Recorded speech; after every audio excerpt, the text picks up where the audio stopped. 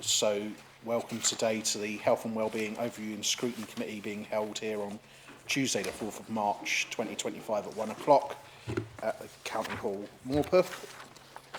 Item 1 is apologies for absence. Do we have any apologies for absence?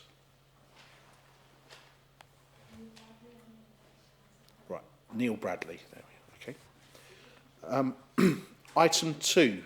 Minutes of the meeting of the Health and Wellbeing Overview and Scrutiny Committee held on the 5th of November 2024 as circulated to be confirmed as a true record and signed by the Chair. Are those approved? Move acceptance, Chair. Thank you. Thank you. Item 4, Health and Wellbeing Board. The minutes of the Health and Wellbeing Board held on the 10th of October 2024, 14th of November 2024 and 9th of January 2025 are attached for the scrutiny of any issues considered or agreed there. Are we happy with those? Excellent. Thank you, committee. I've missed disclosures of members' interest in my haste. Does any member have any interest to declare? No, that's because I didn't think there would be any. That's right. Right, so I'll go back to item 5, which is North East Ambulance Service Performance Review, and that is page 45 to 68 in your agenda. And the person who am I right? I think Mark Cotton. Are you presenting this? Yes. So over to you, Mark. Thank you. Thank you, Chair, and welcome. Some of you will recognise me, Mark Cotton, and Claire as well here, Claire Jobling. We were here last year as well. I've been asked to keep this presentation brief. I appreciate you've had a presentation in your pack. You've had an opportunity to read through it. So I'll go through this quickly and then we'll have time for questions. We'll be covering on performance 111, which we also deliver in this area, response time and the hospital handover times in this presentation. And in your pack, you've also got a data set of ambulance response times broken down by locality areas. We shared those with you last year, and I think that they were a welcome addition to Council. So we've updated that again for this year. Overall, I think what I hope to convey to you is that in the last 12 months since we were last here, we've had a story both within the county but also within our service area, one of continued improvement in our performance and clinical standards towards patients as well. We still have a way to go, but we're clearly heading in the right direction. Just starting off very quickly on 111 performance, really all I'm trying to show here is that the variations in activity that we saw from 111, whether that be attending an emergency treatment centre, contacting primary care, or speaking to somebody in primary care, or giving self-care advice, you can see there that the trends in the Northumberland area have followed on the whole those trends across the 111 service in our whole service area. Where there is a little bit more fluctuation, those tend to be where the numbers are slightly lower compared with our service-wide standard there. But within on the whole, those 2 or 3 percentage point variations don't tend to be very significant in terms of the differences or outcomes. Very similarly again for 999 performance. And one of the things we'll touch upon in the presentation, you can see there's been a significant increase in last summer on the number of patients who we call hear and treat. So these are people who had dialed 999 and received treatment on the phone, which may be an onward referral to another healthcare professional rather than dispatching an ambulance.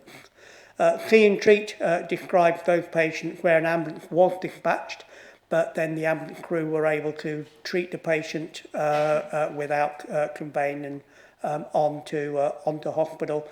And then, of course, the conveyance to ED in an emergency department and to a non-ED will be to somewhere other than an emergency department.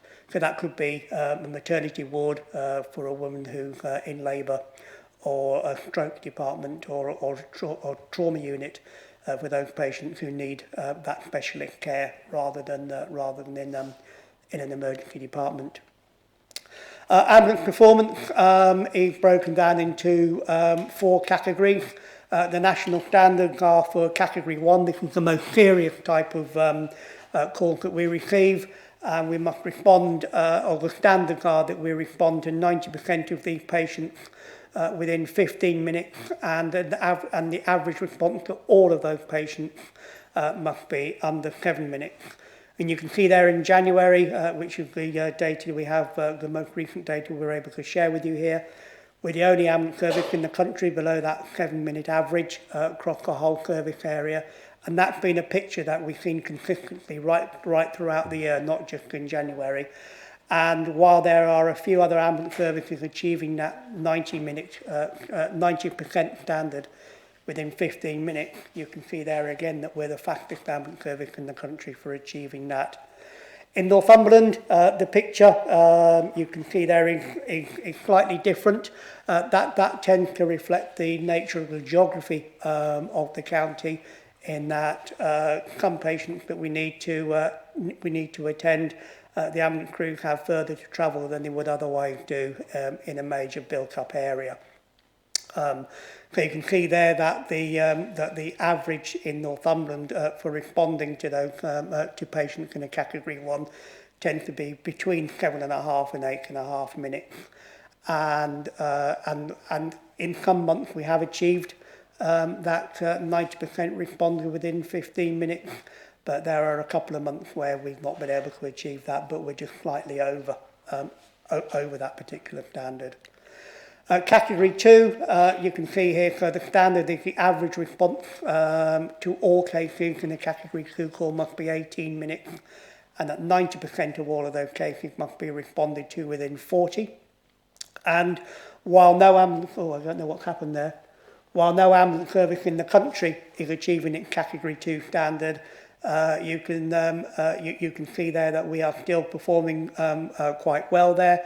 And if you recall the presentation that I gave last year, we were a lot further down than we are now, where we've made significant improvement in that category 2.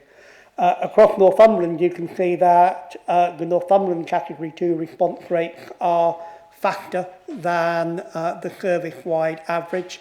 And again, this is because of the geography, nature of the geography of the county. What we tend to find is that once we dispatch an ambulance to a patient, particularly category 2, it's more likely to be the same ambulance that arrives there.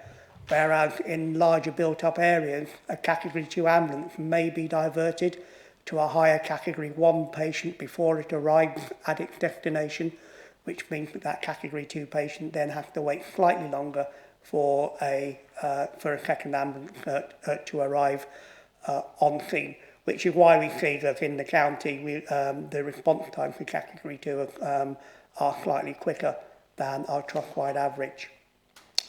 We focus a lot on category 2 because this makes up about 70% of all of the 999 calls that we receive. And by focusing our attention on improving category 2, what we see is an improvement in all the other categories as well. So you can see there that over the last year, the average daily face-to-face incidence in category 2 has increased, and that has been as a result of an increase in overall demand upon the service. But we have a revised plan there, which is aiming to get us to a category 2 response rate of below 30 minutes, which we have been fairly close to achieving. And in fact, we are the only ambulance service in the country that's currently doing a category 2 response time of below 30 minutes.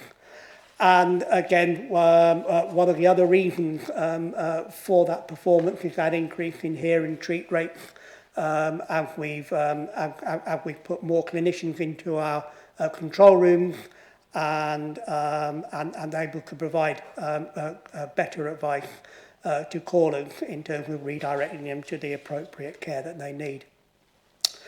And finally here, so the Category 2 response, our plan to achieve a Category 2 response target of below 30 minutes has been relatively on target. I know it doesn't look like that from there, but the overall impact of that, where we've been both above and below our planned trajectory, is that the overall impact of that has seen us being the only ambulance service in the country to get a mean response time to Category 2 patients below 30 minutes. You'll hear a lot of politicians talking about that 30-minute standard. I think I said this again last year, but we are keen that actually the standard is 18 minutes, not 30. There's a clinical reason behind having that standard at 18 minutes, and we mustn't lose sight of the fact that that's where we're aiming to be. And we think we might actually be the first ambulance service in the country to try to achieve all of our response time standards, given the trajectory we're on at the moment.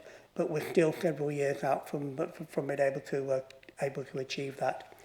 Finally, Category 3 and Category 4 are only measured by the response time to 90% of cases. And you can see there for Category 3, our target there is to get to 90% of cases within 2 hours, and we're well below that. And Category 4, 90% of those cases within 3 hours, and we are well below that. And you can see there as well in Northumberland areas that we are achieving those standards as well across the county, except perhaps over those winter months or particular spikes in demand there over individual months. What's obviously been well reported over the years has been delays of ambulances in hospitals, which is caused by the fact that hospitals have full beds, unable to discharge patients in order to free up those beds. And you can see there that the hospital delays at Northumbria Hospital have over the course of the year been relatively low. Not surprisingly, we've seen that spike over those winter pressures. I'm sure the hospital probably been here and spoken to you about those pressures over winter time. And the chart, the numbers up the opposite side show the overall hours lost across our service wide, which is significantly higher than those hours that we're losing in Northumberland. I think I'll just pause there, Chair, and take any questions. Okay, thank you for that. Committee, do you have any questions? I'll go firstly to Councillor Hill. Thanks very much. And first of all, I want to say that the breakdown of the data is very welcome. It's much more helpful than it had been presented in the past. I was looking at the national, and there's obviously a national picture and reasons why the medical standards aren't being met across the country, but I was just looking at and obviously don't have the rural challenges that we do in other parts of the country, so fares reasonably well compared to the national average. Just got 3 very quick points, questions. First of all, is there any data? I know it's very sensitive, but it is sort of important for us to understand what's going on about the impact of delays. So to be honest, what deaths and so on, what's happened because of delays in response time. Second, penultimate question is the you often hear of people calling ambulances and actually being told you're probably better off trying to get there themselves. Is it standard practice if it's category 3 or 4 to say, have you got your own transport or somebody that can drive you? Is that standard practice or just happens quite a lot? And finally, an observation, and actually an observation, it's not scientific evidence based, but I have had fewer complaints. I'm trying to think actually the last time I've had a complaint of somebody saying X had an ambulance took this length of time. Usually it wasn't.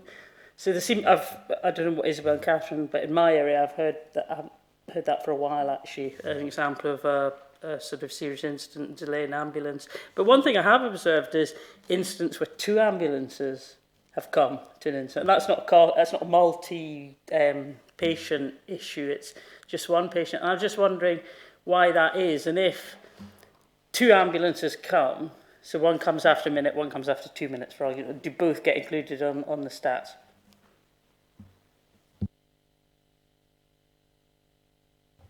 So I can answer the question in relation to 2 ambulances. It depends on the category of patient. So if it's a C1 and a patient's peri-arrest or in danger of cardiac arrest, then the rule is that you should have 2 ambulance crews, because you should have somebody on the chest permanently doing chest compressions, which will obviously make survival rates a lot higher.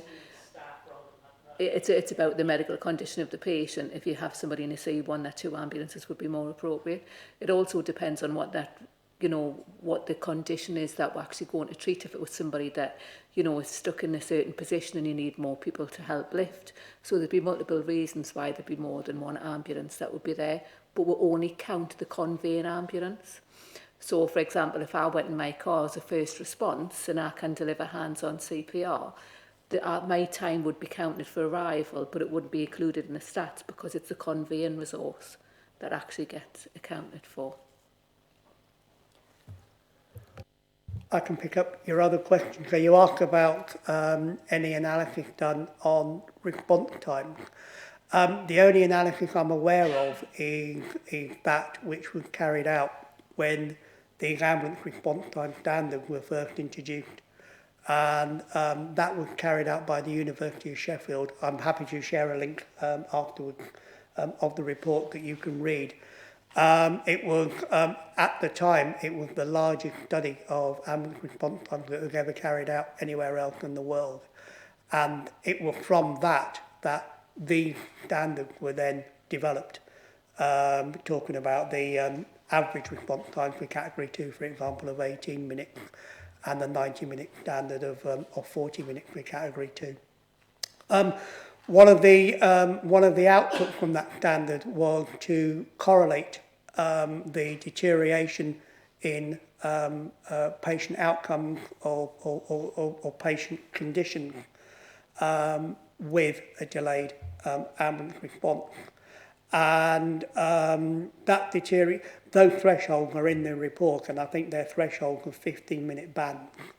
That if you have not for an individual case, but for looking for a whole service-wide response, where that service-wide response hits one of those 15-minute thresholds, you see a deterioration in that particular condition of care for those group of patients that exist. I'm not aware that of any work that's been carried out since, but what I can do to provide some reassurance or some assurance to the committee chair is share with you our clinical standards, which I haven't put into this report, but they look at the outcome of patients who have cardiac arrest, a heart attack, a stroke, and a fall. And they measure those outcomes for patients, not just in our care, but also beyond and into the care of the hospital as well. And this data is run 6 months behind all the other data, so the latest data available for clinical standards will be 6 months old now. But what that picture shows us is that we are the highest performing ambulance service for clinical outcomes in the country, and we have some of the highest rates. What it also shows us, particularly around cardiac arrest, is the importance of calling an ambulance as quickly as possible when that occurs, and particularly where a cardiac arrest occurs if it's witnessed. So somebody sees a patient collapsed, we can get that chest compression starting straight away that Claire talked about, significantly increasing the chances of survival, as opposed to a patient who you come across and you don't know how long they've been lying on the floor waiting for that care or treatment. I'm sorry, I can't remember the second question you had. And just sort of very, very quickly, if I may check, does it get included in the coroner's report, the effect of a delay in an ambulance? Is that something the coroner will include? It does, yeah, right? Okay. It does, and the coroner, if he or she feels that the evidence points that way, can give a verdict which includes neglect on the ambulance service if the response times are significantly out and made a contribution towards the death of the patients. And it was just the final one, was it about the standard, is it standard practice if it's category 3 or 4 to say you may be better to make your own way? Because you hear that anecdotally a lot. So obviously all of the categories come through our clinical triage process. So obviously depending what's wrong with that patient, one of the outcomes can be make your own way to ED. So it's not necessarily, so you can see in the non-ED locations. So we've got obviously clinicians who speak to our patients and do hear and treat. So we might obviously then identify that actually, you know, you might be better off going and seeing somebody in 3 hours time, going to urgent treatment centre or making your own way to your dentist or whatever. So that really is some of the outputs of them. Category 3, 4 calls can be self-care, make your own way to ED. Obviously, if, you know, I've worked in the EOC previously, where if somebody said, you know, I've got a car outside and I'm happy to take them, then actually that would be appropriate for that patient. If it wasn't appropriate, then obviously that wouldn't be the offer. Thank you. Councillor Ball. Thanks, Chair. So when you look at the report on page 54, the C2 mean, there's some pretty obvious blips in December each year. I'm just wondering if there's anything behind that. And also, I want a little bit, when you look at this report, when we go off averages, if you have a very, very good month, it mitigates some of the bad months. But when you look at the full report, it does almost look like you're more likely to be over that 30 minutes. That you can see there's a vast improvement over the past 12 months. But when you look at that full report, it almost averages mess with it a little bit. So I'm just wondering, is there a better way to be able to report this? Because ultimately, we'd never hear the stories of the good news stories of the ambulance arrived in 12 minutes and everything was dandy. It's when it's over 40 minutes that, so what do we do about being able to pick that detail out and what went wrong with why that was that delay? And then one last bit, where do we feed in the private ambulances and stuff like the volunteer doctor service and stuff? Is that included in this or not? Thank you. Thank you. So I think you raised a really good question there around how you present this information, and it can be confusing. It can also hide or disguise a truer picture. Our national reporting standards are for our service-wide area, and a lot of the data that I talked about earlier on how the ambulance response time standards are set were viewed through that prism of looking at the response rates of a whole ambulance truck rather than a service working in a predominantly rural area or a service working in a predominantly urban area. That's why we tried to break this down for you. We've gone a little bit further by providing you not only by a month-by-month breakdown by county and by service, but also breaking down the data for you in the locality in a way that allows you to sort of interpret that data yourself. What we do on those individual cases where there is a delay or something goes wrong, every single one of those cases is examined on an individual basis. We've introduced a new framework called the Patient Safety Incident Response Framework that looks to investigate those particular cases. We have patient representatives on panels that help us to review those cases. And the important thing about this new process compared with how we used to do things is that the aim is to learn how can we avoid this from happening again, what's the issue here, what's the underlying concern that exists. So that information is there and it's reported in our quality and safety reports that go to our board. And therefore, that's public papers. Again, I can share the link to our board papers so you can go and have a look at that yourself. Obviously, at that level, you're not going to see those individual cases because that would be identifiable. But yeah, hopefully give you some assurance as to how many we are looking at and what the outcomes of those are. With regard to private ambulances and third-party ambulances, they're all included in these figures. I think we've always said our ambition would be to employ entirely our own workforce. and therefore we train them, we understand where their skills are, and their deployment is entirely within our control. And that is still an ambition of ours to do that. We are, I think the difficulty is that training for ambulance staff for a paramedic takes 3 years. Training for the support staff takes several months as well as that. Getting new vehicles takes 9 months to build through from the manufacturers. And we've hit a new snag, which is that our ambulance stations now are almost full capacity. So we physically don't have the space now to put extra crews, new staff, more vehicles, and the locker rooms, the storage spaces, and the facilities that the crews will need to operate from there. So one of the things that we will be looking at over the next year is thinking about that estate, thinking about those stations, and thinking about what more we need to do in order to grow the ambulance service to meet that future demand. The other thing is that we just can't keep on growing. I mean, we know from the economic picture of the country that there just isn't a bottomless pit of money that we can keep on calling upon to increase. So we also need to think about doing things differently. Hence why we've seen an increase in our hear and treat rates, where we don't need to send an ambulance, but we can we better identify that clinical need of the patient on the phone, and then have a database or a system of where the healthcare service that can best meet that clinical need is nearest base to the patient, and try to put the two together that way, rather than the dispatch an ambulance, which not only doesn't use up our resources unnecessarily, but it also helps spread that workload more equitably across the NHS based upon that clinical need.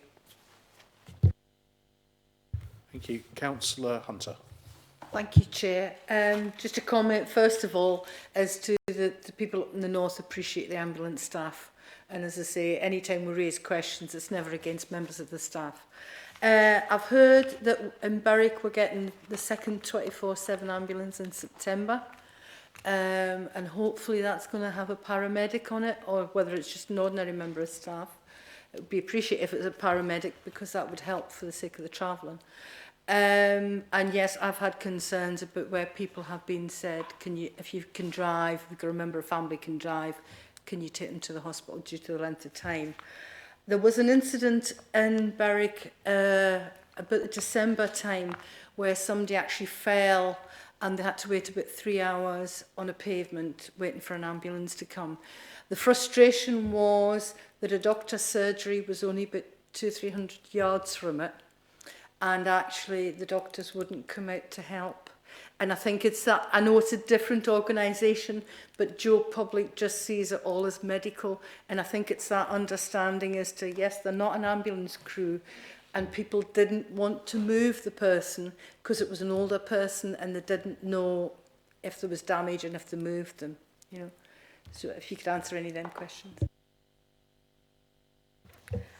So currently we're going through a roster review with all of our workforce. So we have a programme of work called ORH that look at our demand profile. Obviously Mark's already explained, how our demand profiles change and our demands increase. So every 3 or 4 years, 4 years, we review that information to say actually do our resources meet the demand that's currently there. So we're currently just starting on our roster review, and the idea is that we will increase the provision at Berwick, and it will be a further paramedic vehicle, and that will run for 24 hours. That goes through consultation with staff because we're changing the roster patterns. So the idea is that hopefully we will work towards September at the earliest, but it might be April next year, because obviously that's based on consultation, changing people's rota patterns, work-life balance, but it will be 2 paramedics that are 24 hours. In relation to your question around, the wait for 3 hours, obviously I apologise for that, but if you give us any case numbers, we'd happily look into that to see what the delay is if that hasn't already been shared. Okay. Got Councillor Seymour. Yes, thank you, Chair, and thank you for this thorough report.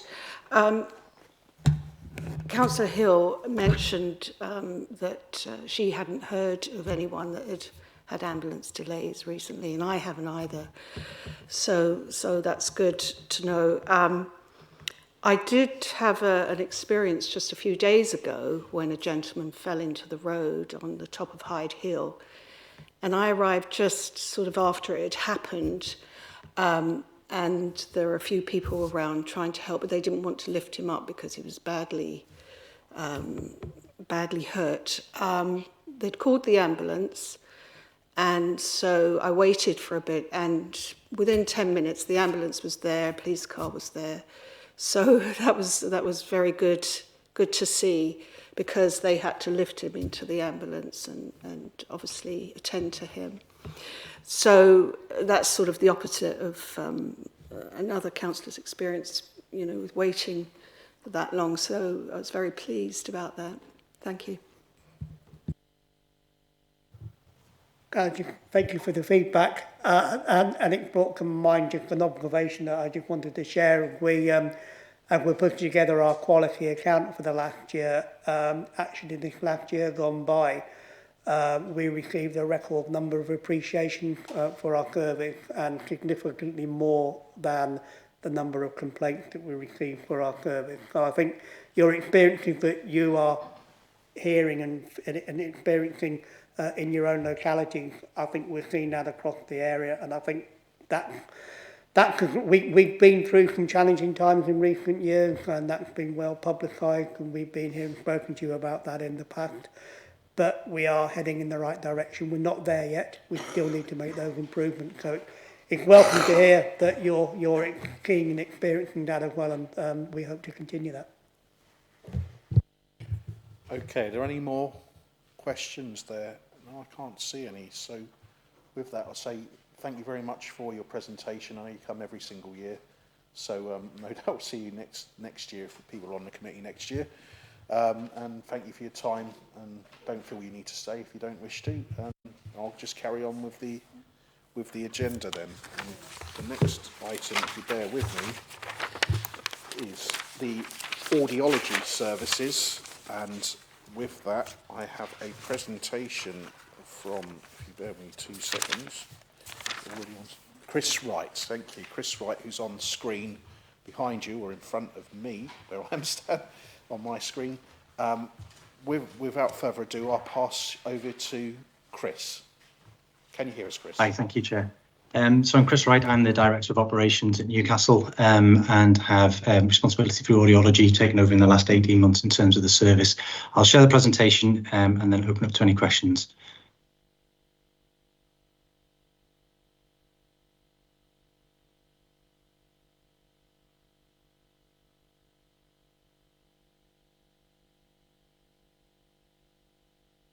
Okay. So just a little bit about what we're going to cover today is just an overview of some of the challenges we've had in audiology. We know our service, particularly around quality for our rural patients around Northumberland, has not been as good as it should be over the last years as a result of COVID and the challenges of recovering from that. So I'll give you a little bit of an overview of the challenges that we currently have been facing, the recovery plan that we've put out, and some of the waiting times, and an overview of our improvement work that we've started, and then an update on some of our recovery plans, where we are in terms of our progress to date. Okay, just to give a little bit of context, so Newcastle's commissioned to provide audiology for Newcastle and the Northumberland area. We receive approximately 800 new referrals per week. That's a significant number of patients that we get referred through from primary care. We work wholly as an NHS-provided service, and we do not have private providers in the form of AQP, such as Specsavers, etc. Some of the challenges that we really faced, if you think of the volume that's coming through, the numbers that were challenged through COVID when we reduced face-to-face activity, meant that we had a significant backlog, and how we trying to manage that in terms of keeping the show on the road and also reducing the backlog that we've got. Audiology, you'll know nationally, it's a very challenged workforce. There is very limited number of audiology trainees that are coming through, and you do compete with those from the NHS point of view from a private provider. I think probably about 12 months ago we were down to 50% vacancies, which is a significant challenge, and a lot of the work we've been doing is around changing and making the place an attractive place to work and competing with some of the private providers, and we're now up to establishment where we should be. We do have some challenges around some of the equipment updates in terms of some of the areas that we provide, particularly in some of our rural communities, and we're looking at a programme of how we improve those. And we do have challenges in delivering repair service closer to home, and we'll come on to some of that in a minute. So really, over the last sort of 18 months, we've been looking at a twofold way of trying to stratifying the risk that we have with the patient, the size of volume that we've got and the resource that we had, and really looking at how we can clear the backlog and then provide a better quality of service, particularly for our repair and ongoing management of the patients who do have hearing aids. So we have stratified this in terms of, as we've gone through, focusing on our paediatric hearing aid assessments initially. It's just a little bit of a background of how we've done. So we've looked at one of the challenges we've had in the past is we try and manage everything. The backlog was quite big. You kind of take the top off in terms of the waiting list, and then you move to something else.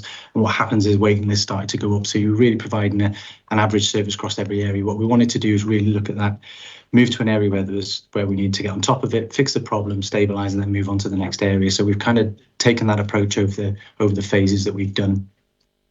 The first one was around the paediatric hearing aid assessments around AVR screening for our paediatric patients and patients under the age of 4, and then under the age of 17. Anyone who had backlog in terms of hearing aid fittings in terms of that, and then moved on to phase 3, which is around our patients who referred through with new hearing aid requirements. List there is some of the things that we've changed, how we've done things. We have introduced some support from our private sector colleagues to help us manage some of the backlog. We do multiple areas in terms of paediatrics. We do specialist clinics from the Freeman. We do the kind of hearing aid assessment. So some support from the private sector has allowed us to just focus on some of these areas. We have some changes in models of how we've been delivering it. Particularly around one of the things that when I took over we found is a patient will come on with a hearing aid and that patient will then just become a patient for life, and so what happens is the review gets bigger and bigger. We try to manage patients through repairs. You're trying to repair old hearing aids that are probably not fit for purpose in terms of how the technology has moved on. And what we've started to do now is move towards similar to the primary care to the AQP or the private sector model, where we'll see patients for 3 years. They'll be on that, and if that, they'll come in for a new hearing aid assessment. What that'll allow us to do is to get on top of most up-to-date hearing aids, and it'll reduce the requirements for sort of repairs at the back end of the service. So this is kind of a bit of a long-term strategy. We have looked at how we can screen it. So the volumes, as we talked about, were significant. Not all patients who come through from the GP want a hearing aid or require one. But what we were finding is we were taking up the same volume of resource that required for those people who do it. So we're starting to introduce a screening tool, which will start to look at being able to stratify those patients who need that or who don't. And then the next part of where we are up now, so we're up the hearing aid fittings. So some of this is around validation of patients who have had hearing aid fittings. We had a significant number on there. We've changed the model of how we do it into group clinics, which has around massively increased our capacity to do it. And then we've started alongside this to look at our outreach provision to try and improve our quality of service for those patients who are out in the community. And audiology is a community-based service, and we shouldn't really be bringing patients into the centre unless they really need it. And that's where we need to start to change the model of delivery that we do. This is just some data just to show where we are in terms of our phases. So we are now on top of our patients. So these are patients waiting 6 weeks. So we have 0 patients waiting. So every patient now, the target is 95% of patients should be seen for a new assessment within 6 weeks, and we're achieving that now in both adults and paediatrics. The blue line is the projection of where we've got to. The orange line is the delivery of where it is, and particularly of importance for me was this little blip that we had here that we've now got systems in process that in phase 1 that shows that we can actually get back on top of our waiting list if it starts to deviate a little bit. This is the area where we're really focusing on at the moment, which is our hearing aid fittings. So we're aware that people come through and have an assessment, but actually it's the fitting of the hearing aids that makes significant change to people's quality of life. We have started to move this through. Again, these are 17th of February in terms of it. We've started to move down. We now have less than 1,000 patients who are waiting, but you can see at the time the numbers were significant. We're seeing probably around 800 patients a week now for hearing aid fittings, which is a significant improvement. We anticipate at this rate by sort of mid-March, towards the end of March, there'll be no one waiting for a hearing aid fitting, which will be a significant improvement in terms of where we were. Once we're on top of that, the big area that we need to focus then is kind of those patients who have ongoing challenges with the hearing aids. We do have drop-in at the Freeman and in Northumberland areas. The waiting times are not where we'd like them to be. Some of this is challenged by we have the same staff are doing multiple areas, so we just need to make sure that we've fixed an area and then we move on to make sure that we're not going to start to have problems as we go through. I think the aim of kind of we talked about standardising the hearing aids across the alliance makes repairs easier. The problem is we have patients who may have an hearing aid that's 8, 9, 10 years old, and there's multiple requirements for tubing, batteries, repairs, etc., which makes that very difficult. And it's a very skilled area that you need to be. It's not just a case of them popping the same amount of a tubing or a repair service into the post. That can be quite challenging. It needs specialist people for it. But as we move towards this kind of new three-year model, we should ensure that all our patients are up on the most up-to-date hearing aids as we go. One of the things that has been in the past, and it was stopped during COVID, but actually is going to make the most significant difference in terms of our support of quality and our kind of rural community patients, is support with the private sector, to the Royal National Institute for the Deaf People. What has happened in the past and the model that we're looking to explore is where you have volunteers in each community sector that will work into community rural areas, centres, GP practice, and they'll be there on a regular basis each week on, say, Monday, and the patients will be able to drop in and get some troubleshooting advice. They'll have hearing aid batteries, they will have tubing, etc., that they'll be able to then give to patients. What happens at that point, they'll have some training through the centre, through our audiology team. If they are unable to do that, then they will then be able to access rapid care through the secondary care. So what we're starting to do is devolve with this model, start to devolve ongoing repair work into the community, which will free up the work in the centre, particularly to stay on some of those long waiting lists.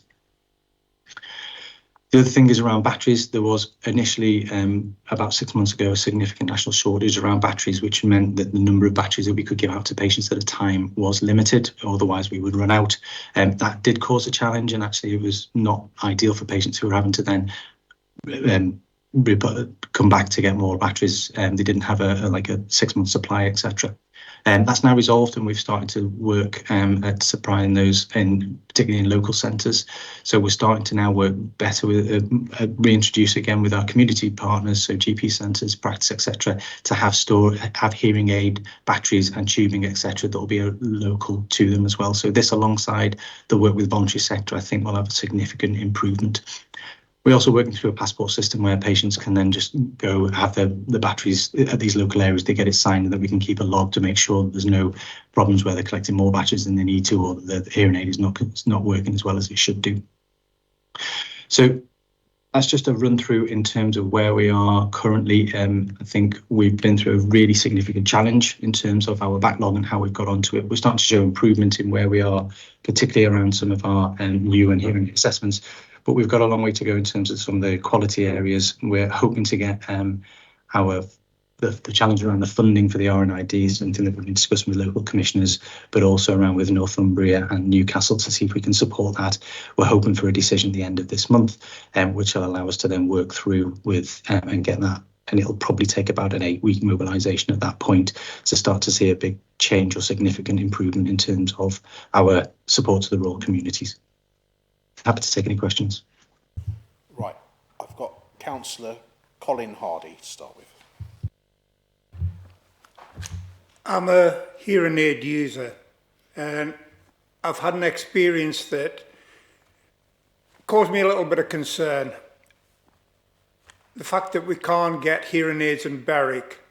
I deal with the Freeman, and contacting the Freeman is quite often difficult.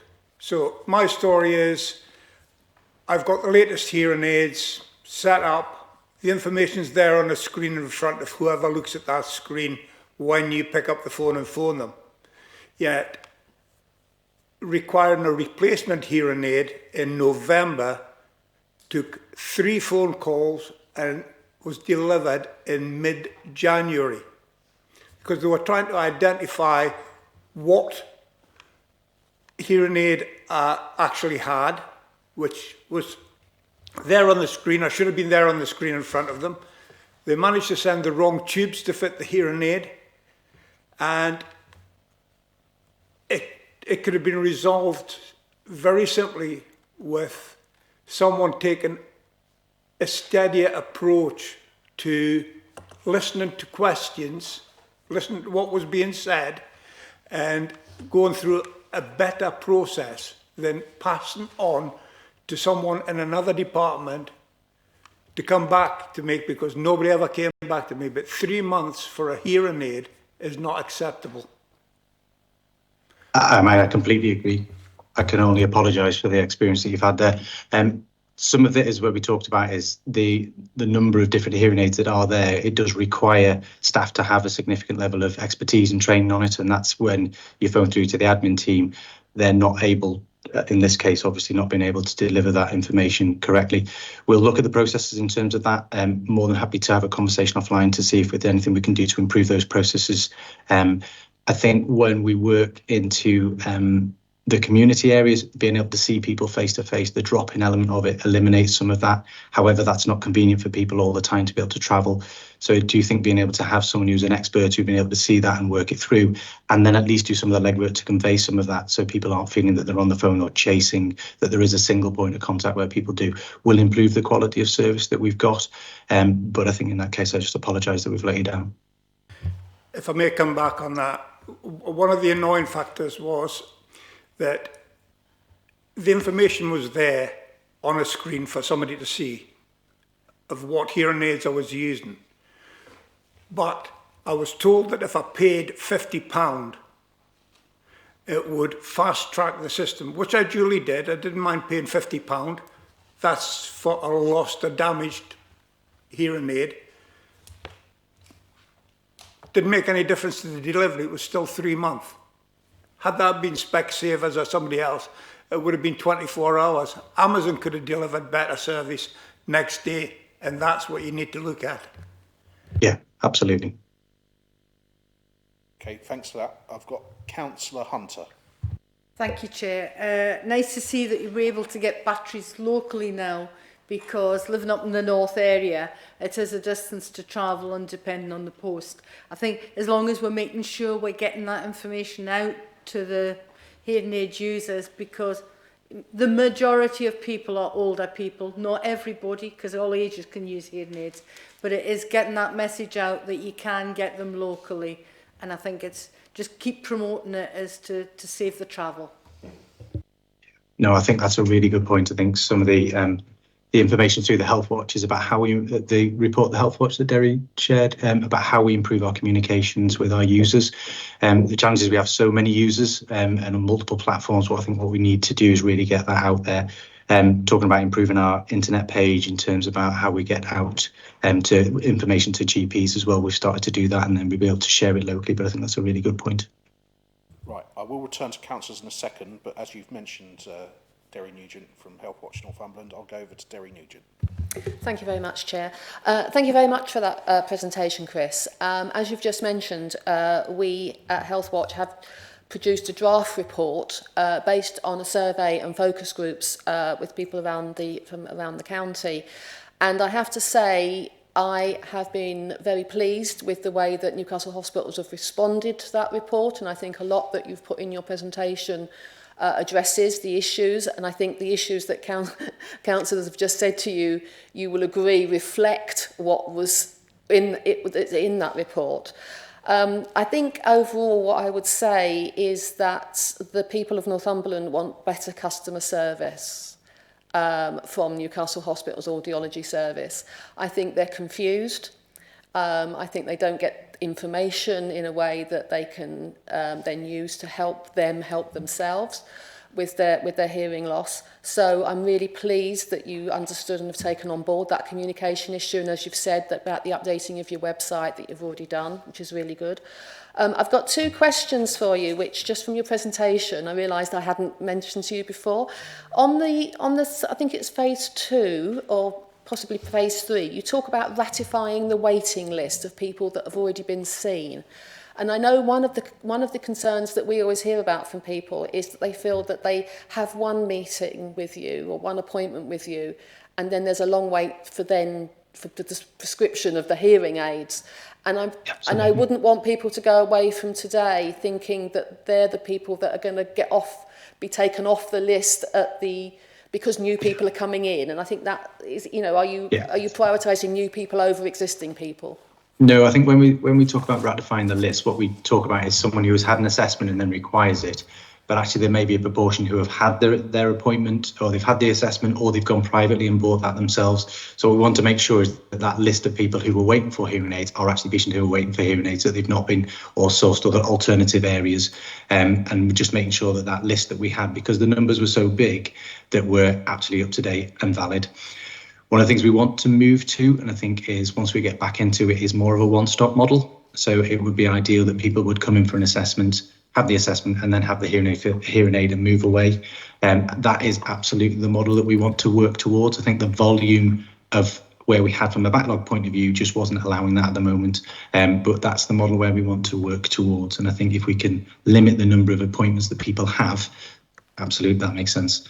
Yeah. The other things we've talked about as part of our improvement strategy, particularly longer term, is whether we can have a mobile unit. So we've looked at sourcing, particularly for if we kind of focus around 4 main hubs around kind of the populated areas, and then use a mobile unit where we can start to then move into rural Northumberland where buses aren't around, and we can start to then work with our primary care partners, Northumbria Healthcare, to then have the bus that comes in and then delivers a waiting list for all those people who have the assessment and fit into that point. We've started to look at that from a charities bid. I think that we've had support in terms of that as a general process. We just that's probably the last part of our focus once we've kind of got on top of the backlog and we start to improve the quality of service for the users that we've got at the moment. Well, that'll be a relief to people that they're not going to suddenly lose. The last questions that came out very strongly from the report, from the survey, was that people really liked the simple solution of the postal service. And I didn't see that in your plans. So is that something that's just not going to come back now? Yeah, so the postal service has not gone. It has been significantly reduced, and I think that is absolutely right in terms of the information that was reshared back. So anyone who has caring duties, disability, dual impairments, terminally ill, etc. So anyone who has a significant need for it, the postal service is still there. The challenge is that was diverting people who were then posting out, and we weren't actually fixing the original problems. And that was a bit of a staffing issue as to where we were. I think what we've talked about is maybe having a bit of a focus group with some users to kind of look at how we can co-design some of that quality service. I do think when the RNID, the voluntary stuff works, we'll then have multiple volunteers who will work in different areas, and I think that will negate the need for a postal service longer term. But maybe we need to look at something in the short term around users until that comes up, particularly over the next 3 to 4 months, where we start to maybe introduce some of that again, or we can start to do that. But I do think that personal, again, coming back to the gentleman's, the customer service area, if we can have a single point of contact that people are used to coming to and they get to know when they visit the community, that will make the difference, and then they can escalate it back to us.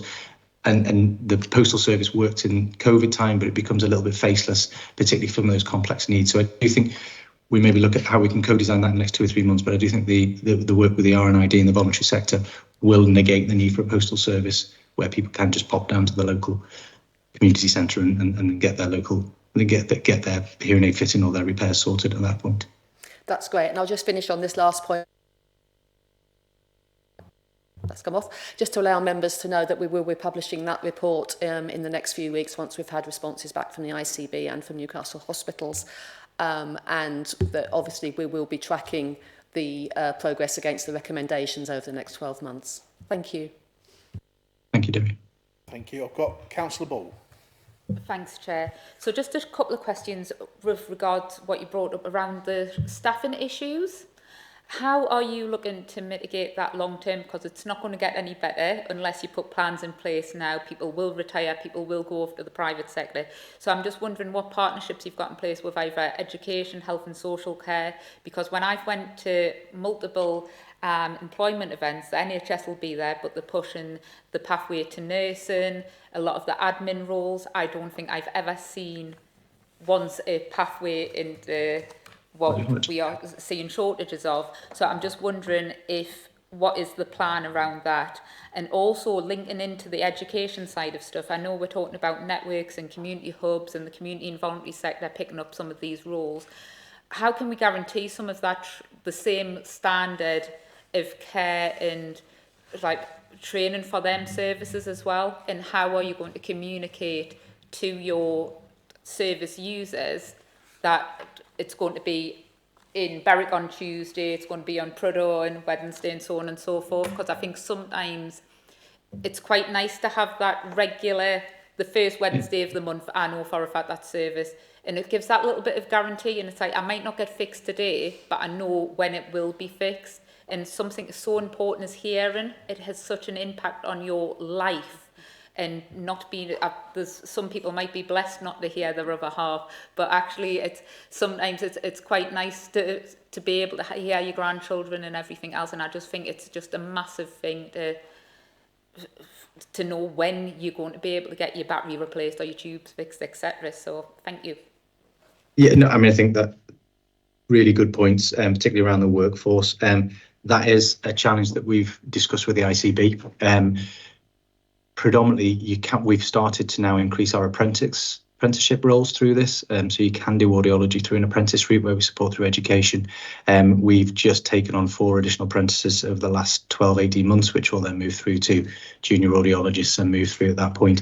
For me, that's the way we need to do it. But I think we can do this on a Newcastle basis. But actually, it's something to do with the regional wise that we need the ICB to support with. So we've talked about, we did it similar with endoscopy, where we came up with a training hub, where one of the areas that you increase the apprenticeship.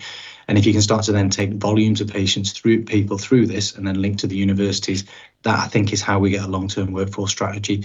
That is being taken up by the ICB, by Emma Carter, and around that kind of diagnostic oversight view. So we have had early conversations with that. So we're doing some areas some short-term work to mitigate that. We are looking at how we change the structure so that we become more competitive in terms of that junior level that comes in that has a quick apprenticeship to a more of a senior level audiologist. So that again helps us retain some of the workforce as we go through. But initially the apprenticeship is definitely the way forward, but we need to probably upscale that as a region, so that we flood the market with audiologists, so that we're not then losing to private sectors or the likes of Specsavers, and that we just keep perpetually increasing the cycle. So it's a really good point, and we have started to think about that. In terms of the education around the users, what will happen is, as part of the funding element with the R&ID, is that you then fund a manager who has training through the local audiology team, who has competency basis through that. They then support the volunteers, and we do training for the volunteers. So the standardisation of approach, and they have the same information, and then that they're coordinated and managed through that one link as it comes through. So hopefully that will, where it goes through, that the idea of the R&ID then is they have done this in other areas. It's a model that works really well down south in sort of Greater Manchester and Yorkshire areas, where they've had success with this, where they go out into communities and they start to generate, they work with local partners to find the areas. They then start to generate the information around it to local communities, which I think is absolutely going to be the game changer in terms of this. So that patients will be aware that this is where the information is, that I can come up and get my hearing aid batteries changed on a Tuesday at the local drop-in clinic. That's great. So with regard, within this building itself, we've done the Social Work Academy, to tackle some of the issues that we've seen coming down the line within social work. I'm just wondering if there's any kind of lessons to be learned from that, and also, as you say, the apprenticeship model, but actually getting people in at 16, and also right the way from the schools as well, because actually, it's like I've said it before, I didn't know what a scrutiny officer was until I walked in this building. At no point did anybody tell me about this. And it's about actually making people want to do these jobs as well, because working in the NHS, it is a fantastic place to work. And I think it's amazing, the opportunities, but it's also being able to get them people to want to do it at 16 and showing them the pathway as such. And I think if you can get that right, the grow your own model, and actually I'd rather have too many and let Specsavers have a few, but actually make it so we have the best coming through and we're supporting them from a young age to want to work in Northumberland and giving them opportunities here, because I think it's really tragic that something that is a good job and a good organisation is struggling, which, as I say, I think being able to train our own and grow our own, I think it's so important. Thank you. I think it's a really good point, and we will link into the jobs fairs. I think that's a fantastic idea. Councillor Hill.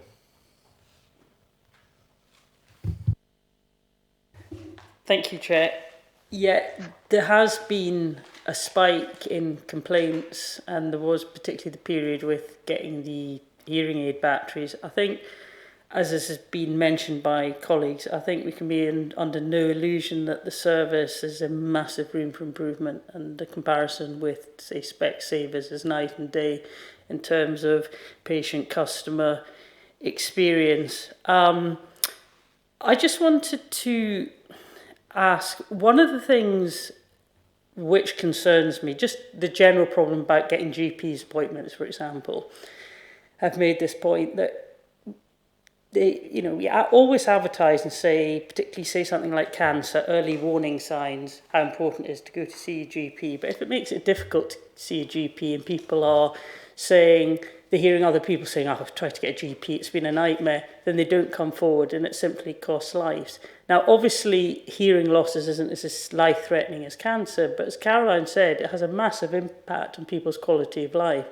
And I know anecdotally loads of people whose hearing, I mean, you could tell speaking to them, frankly, it is not good and it's deteriorating. And I think there's a kind of, I don't know if there's vanity about hearing aids or a denial or your brain adjusting, or probably all these things to not hearing as well. So it worries me so much how poor the service is.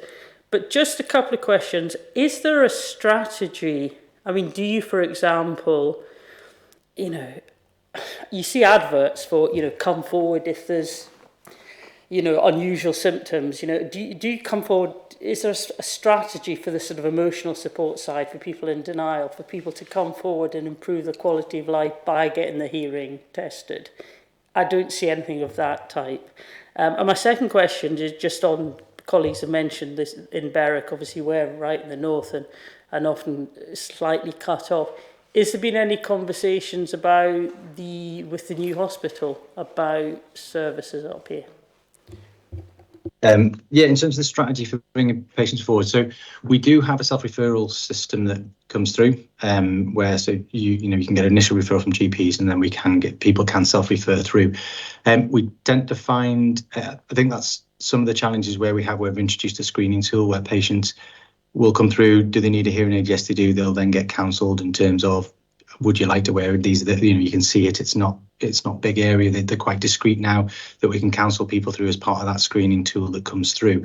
It is challenging with it sitting into secondary care. It's how we push it into the primary care model, that if people are able to know that there was something there that they could then go and have a conversation with, and that would the ability to link into that and to change sometimes requires a few steps in terms of that. It's normally encouraged by families initially to kind of say, why don't we go and have a look? And that's sometimes that joint support that we can do.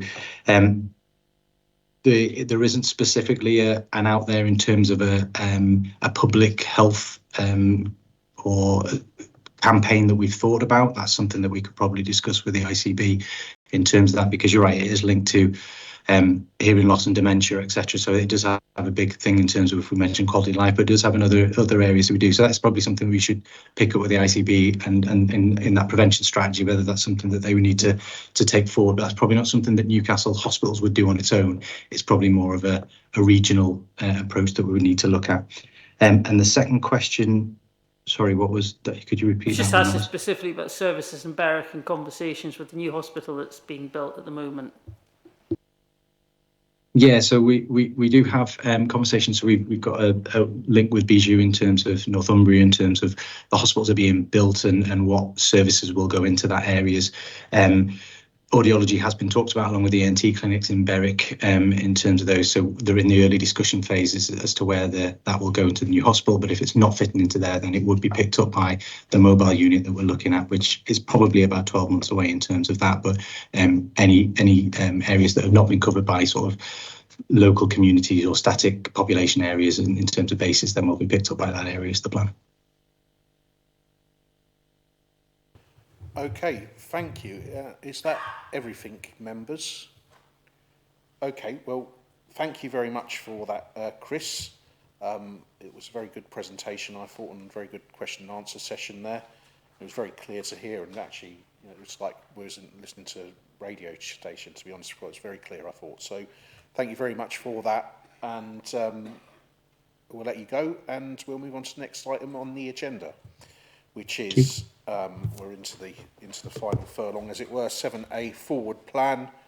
To note the latest forward plan, the key decisions, any further changes to forward plan, we reported in the meeting 79 to 84. We're okay with that. 7B, overview and scrutiny committee work programme, to consider the work programme monitoring report for health and wellbeing OSC scrutiny for 24-25, and that's 85 to 90. Item 8, urgent business. I have no urgent business. Item 9, just to note, because we're slightly out of our 2-month sync on this, is that the next meeting is on the 1st of April 2025. It's the day before our nominations are due, so so thank you if you're rerunning.